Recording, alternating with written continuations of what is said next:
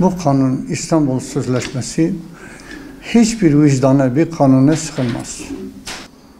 Bu kanun kadınlarımıza zarar veriyor. Aileyi yıkan sebep de %99, evet, bu İstanbul Sözleşmesi'dir.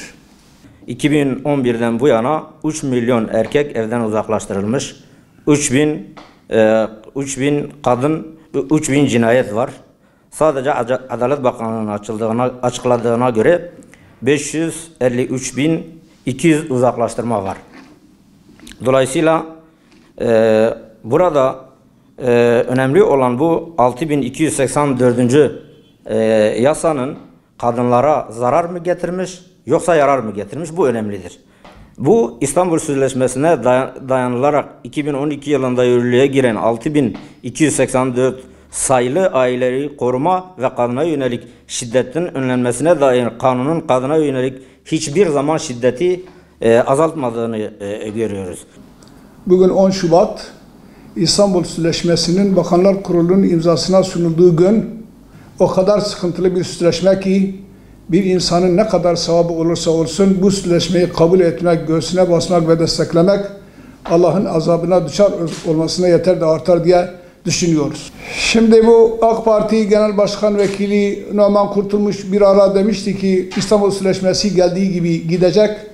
Maalesef bu konuda bir ilerleme göremiyoruz. Cumhurbaşkanımız bizatihi bu sözleşme nas değil, nusk edilebilir dediği halde maalesef onun emri yerine gelmiyor. Ve İçişleri Bakanımız bu melanet insanların hal ve tavırlarını bize kabul ettiremezsiniz dediği halde maalesef bu konuda yine bir ilerleme kat edemiyoruz. 4. maddesinin maalesef içeriğinde cinsel yönelimde bir bela geçiyor. Bu LGBT adını verdikleri eşcinselliğin önünü açıyor, onlara hukuki bir imkan veriyor. Ayrı bir bela.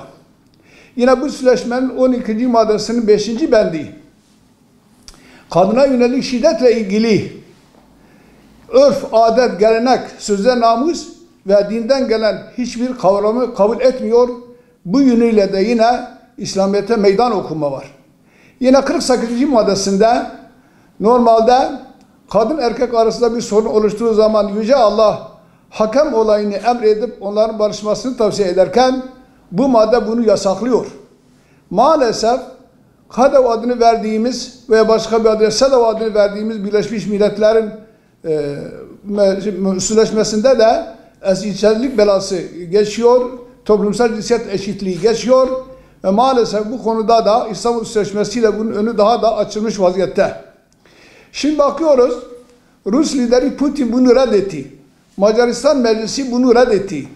Ermenistan halkı imza kampanyasını açmış, uygulanmasın diye bas bas bağırıyor.